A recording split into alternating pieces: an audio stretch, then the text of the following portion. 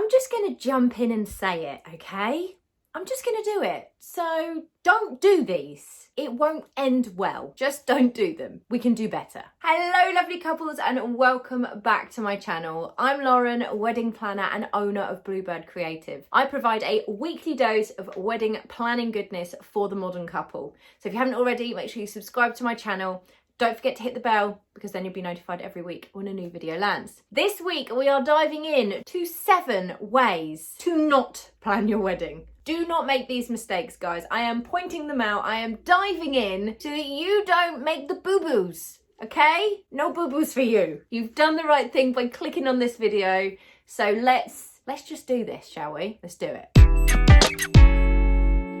Okay, this is probably really predictable. If you're new here, you might not know what I'm talking about. If you've been here for a while, you know what I'm going to say. Don't plan without a budget. Don't plan without a budget. Guys, so important. I literally harp on about it all the time. And from somebody that hates numbers, you need a budget, okay? Don't go in and plan completely blind by going, oh, we don't really have a budget. You need a budget. You don't know who you're approaching. You will overspend. You will be stressed. You will be overwhelmed. You will be miserable because you will have spent so much money, so much more money. Have a budget. I'll be quiet now. Second thing, not pulling your vision together properly. You can check this video out where I go into budget in a little bit more detail. You can also get my budget split document and my ultimate planning toolkit, which helps you with your budget, helps you split it, and helps you stay on top of your payments. There's going to be loads of tools and things mentioned in this video to help you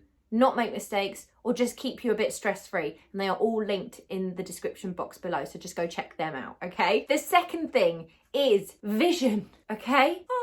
Vision. You need to make sure that you have pulled your vision together. And that doesn't mean by having 75,000 different boards on Pinterest about your wedding that you've been pinning since you were 16. Your tastes will have changed. You've grown up. They might not align with your budget. They might not align with where you actually want to get married or what's available to you in your area and within your budget. It's going to be random, okay? Don't just suddenly go back into these 75,000 boards and go, yeah, this is the wedding we're planning. That is not a vision, okay, guys? We need to curate. We need to pull the ideas into a newer board. We need to create a mood board.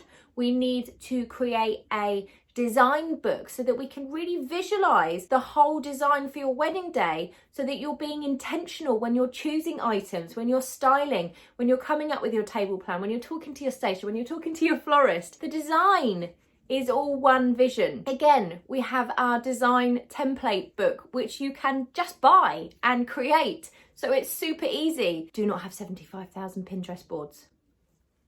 Not asking for help. You do not have to do this on your own. It is not down to you. Whether that be your other half, whether that be your mum, your dad, your bridesmaids, your sister, your mother-in-law, whoever, ask for help. It is a big job. There is a lot involved. You can't do it all on your own, okay? Especially if you're working full-time or you've got a job as well. It's a lot of work. So make sure you ask for help when you need it. Delegate. Allocate different things to different people. They only need to be small things, but if it takes a little bit of a weight off your shoulders, do it. Because you want to keep your sanity and those stress and anxiety levels at bay. Not allowing enough time. And I don't necessarily mean time between when you get engaged to when you get married, but just not allocating enough time to plan. Now, obviously the time between engagement and wedding does play a factor. And if you only have 3 months, that's quite a short engagement. I mean, we've done it. We've planned weddings in 3 months, 4 months. It's fine, but that's my job. I don't have another job. That's what I do. You might find it a little bit difficult if you're working, but coming back to my point where I'm saying allocate enough time, it will take up to 250 hours to plan a wedding. A wedding planner can do it in less because we've already got our connections. We've done it plenty of times before, so we're obviously faster.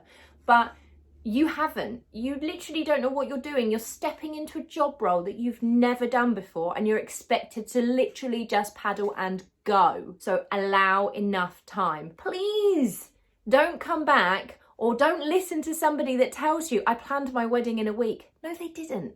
They may have booked all their suppliers in a week. They did not plan their wedding in a week. They've probably just booked everybody and not then thought or realised at this point the amount of details that then will follow. The invitations that need to get created, the design that needs to get created, the table plan that needs to get created, the toing and froing of contracts, the menu choices, the tableware, the candle colours, the floral styling, the design. No, you didn't, okay? So don't let that stress you out if you're hearing people say that. It will take you time, so allow enough time and allocate little slots of time into your day or into your week to chip away at doing the work. You do not need to do it in a week or a few days. It's not going to happen, and it's not realistic. So let's just throw that one out, okay?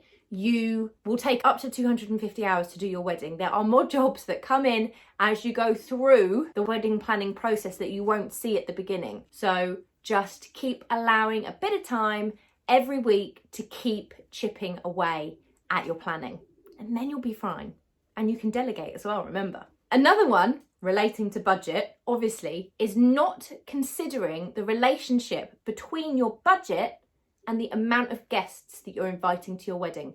They directly correlate to each other. If you have a 200 guest wedding and 20 grand on your wedding, fine budget, absolutely fine. Probably not for 200 people. Not. I mean, you could do it, but your expectations of your wedding are going to be less. I don't know what your vision for your wedding of 200 guests and 20 grand are, but it's not going to be extravagant. So just bear in mind that direct correlation. The amount of guests will affect your budget because you're paying for all of them to eat, okay? So just bear that in mind. Not to mention the size of the venue then comes into play, everything. The amount of stationery, the amount of plates and crockery and cutlery and glassware that you're hiring in, the amount of chairs and so on. Just remember, direct correlation, do those numbers at the beginning. And finally, number 7 is not remembering the guest experience. Now, I am an absolute advocate, as you know, for it is your wedding, you do what makes you happy, it's your day. But you are also hosting an event to celebrate with your friends and you want them to have a nice time. So it's finding a nice medium that keeps you happy, but it's also just remembering that the guest experience is important as well. Now, what I mean by that is food and entertainment. That's what your guests are worried about. In fact, I've done a video on this, so I'll link it up here for you. But make sure they're fed, make sure they're watered, and make sure that there's entertainment to keep them happy. But don't think, oh, we'll save money on the food and we'll cut back on the amount of canapes, or we won't do canapes for our drinks reception because that will save us some money. You will have grumpy, hangry guests, my friends. Don't do it. Or by saying, we'll serve sandwiches. They'll be hungry. Don't do it. Don't do it, because they may not have had breakfast depending on when the ceremony was.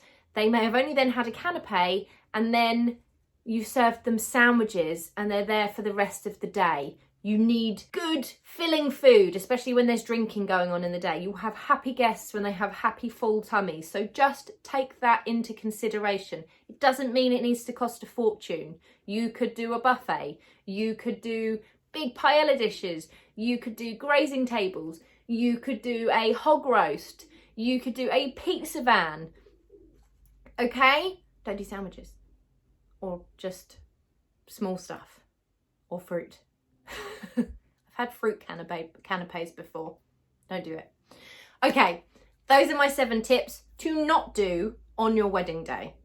I hope you found them helpful. And as I mentioned at the beginning, there is links in the description box below for my freebies, for my digital wedding planning kit, and for my design book. They will help keep your wedding less stressful and just make it more enjoyable.